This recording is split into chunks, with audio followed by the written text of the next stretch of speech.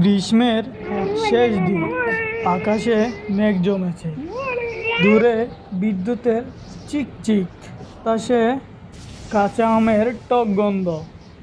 তখন আমি ক্লাস 7-এ পড়ি।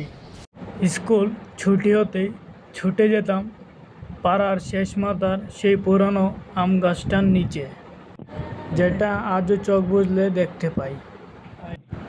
আম গাছের নিচে গিয়ে ওইখানে বসে থাকতাম। বিকেল গনিয়ে আসলে বাড়িতে যেতাম। তারপর আমরা বিকেলে সবাই আম গাছের নিচে গেলাম।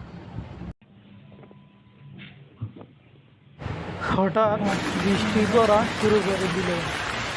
আমরা খুশিতে নাচতে লাগলাম। গিন্নি, দরজাটা বন্ধ করো।